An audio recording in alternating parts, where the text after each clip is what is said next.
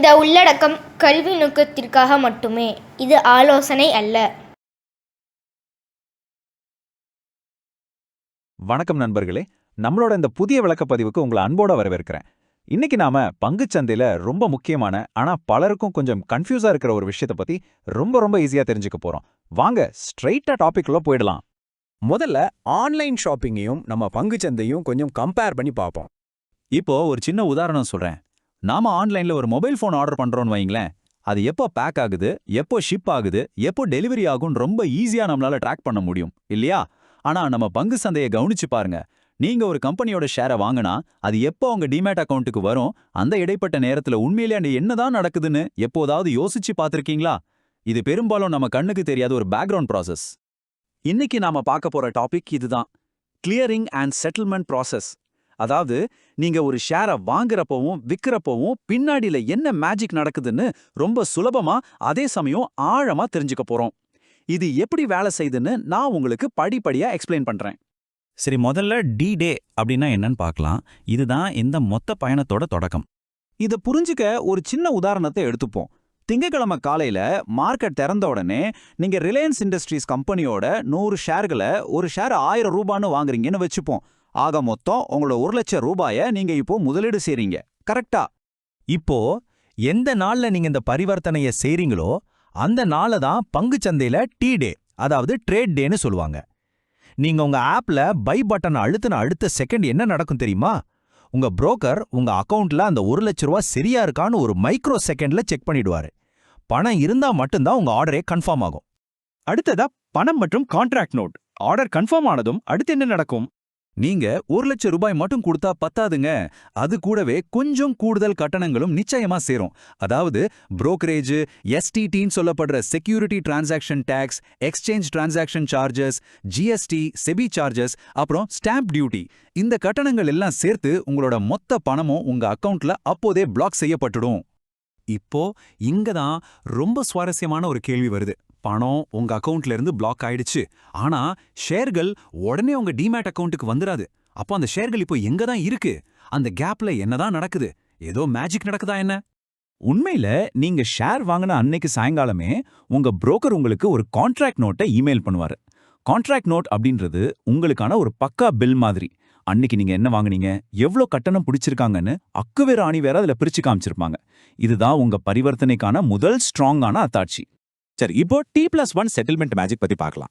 அதாவது ஷேர்கள் உங்க கைக்கு வரும் நாள். இது உண்மையிலேயே நம்ம இந்தியாவோட ஒரு மிகப்பெரிய சாதனைன்னு தான் சொல்லணும்.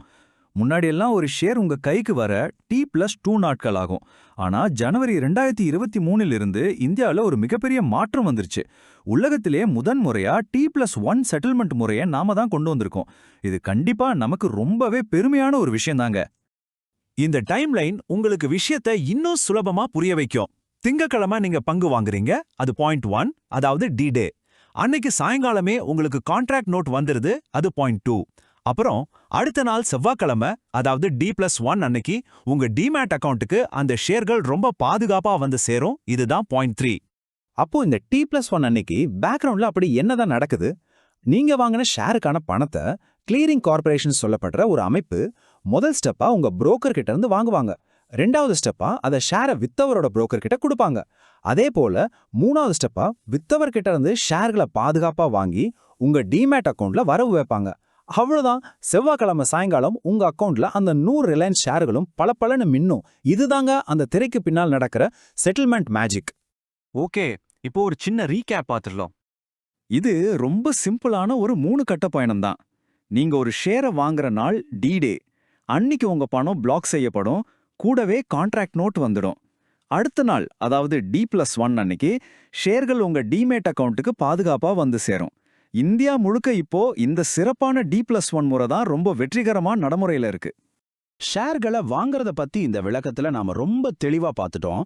ஆனா இப்போ உங்களுக்குள்ள ஒரு முக்கியமான கேள்வி ஓடிட்டு இருக்கலாம். வாங்கின இந்த ஷேர்களை நாம விற்கும் போது பின்னணியில என்ன நடக்கும், அதுல இருக்கக்கூடிய பாதுகாப்பு வழிமுறைகள் என்னென்ன?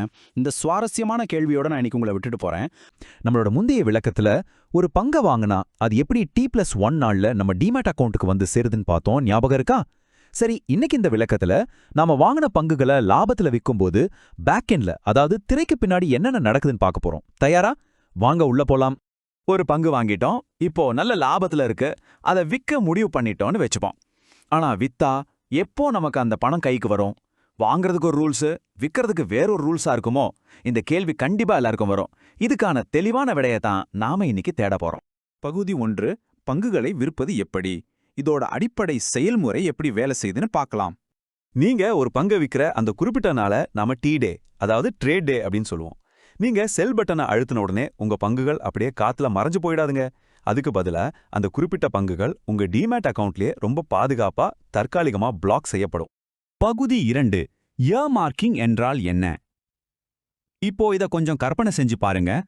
பங்குச்சந்தையில முதலீட்டாளர்களோட பாதுகாப்பை உறுதி செய்யற ஒரு அட்டகாசமான சிஸ்டம் தான் இந்த இயர் மார்க்கிங். இது நீங்க வித்த பங்குகளுக்கு உங்க டிமேட் அக்கவுண்ட்லயே போடப்படுற ஒரு தற்காலிக தடை, அதாவது ஒரு டெம்பரரி ஹோல்ட் அப்படின்னு சொல்லலாம். செட்டில்மெண்ட் முடியற வரைக்கும் அந்த பங்குகள் உங்க அக்கவுண்ட்ல தான் ரொம்ப சேஃபா இருக்கும். ஆனா அதை வேற எந்த காரணத்துக்காகவும் பயன்படுத்த முடியாது. இதை இன்னும் சுலபமா புரிஞ்சிக்க ஒரு சின்ன உதாரணம் சொல்றேன். நீங்க ஊருக்கு போறப்போ ஒரு ஹோட்டல்ல ரூம் புக் பண்றீங்கன்னு வச்சுப்போம்.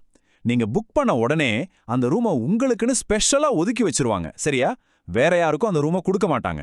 அதே போலதான் நீங்க பங்கை வித்த உடனே அந்த பங்குகள் உங்களுக்குன்னு இயர் மார்க் செய்யப்படும். வேற யாரும் அதை தொடவே முடியாது. இதுல ரொம்ப சுவாரஸ்யமான விஷயம் என்னன்னா, நவம்பர் 2022க்கு முன்னாடி இருந்த பழைய சிஸ்டம் கொஞ்சம் ஆபத்தானதா இருந்துச்சு. அப்போலாம் நீங்க பங்க வித்த உடனே அது உங்க புரோக்கரோட பூல் அக்கவுண்ட்டுக்கு போயிடும். அங்க சில புரோக்கர்ஸ் அந்த பங்குகளை தவறா பயன்படுத்த வாய்ப்பு இருந்துச்சு. ஆனா இப்போ செபி கொண்டு வந்த இந்த அருமையான புதிய இயர் மார்க்கிங் முறைப்படி பங்குகள் உங்க டிமேட்லயே தான் பாதுகாப்பா இருக்கும். இது நமக்கான ஒரு சூப்பர் செக்யூரிட்டி. பகுதி 3, பணம் எப்போது கைக்கு வரும்?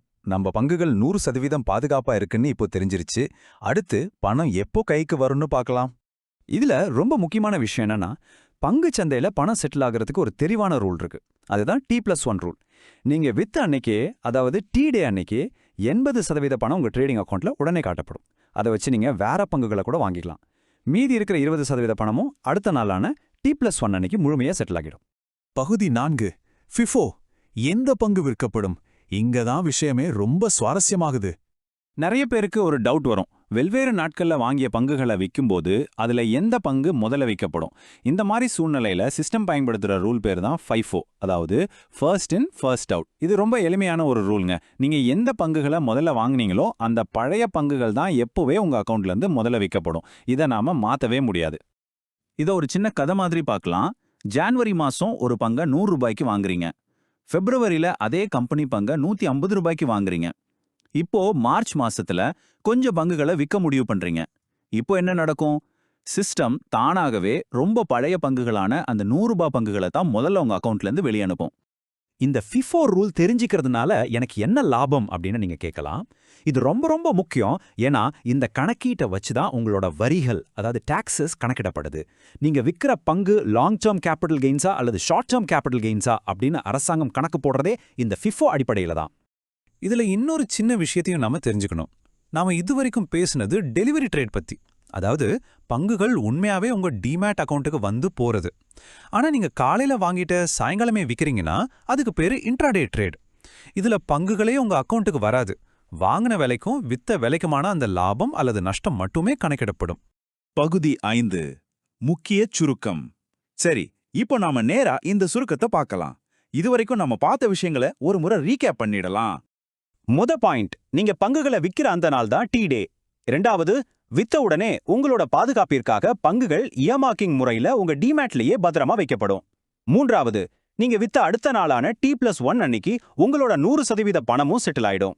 நான்காவது, பலமுறை வாங்கின பங்குகளை விற்கும்போது FIFO முறைப்படி பழைய பங்குகள் தான் முதல்ல விற்கப்படும்.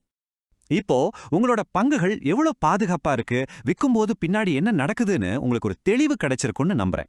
இந்த மாதிரி பங்கு சந்தையோட வேறு எந்த ரகசியங்களை நம்ம அடுத்து டீமிஸ்டிஃபை பண்ணலாம்? உங்களோட கருத்துக்களையும் கேள்விகளையும் மறக்காம கமெண்ட்ஸ்ல சொல்லுங்க. மீண்டும் ஒரு பயனுள்ள விளக்கத்துல உங்களை சந்திக்கிறேன். நன்றி, வணக்கம்.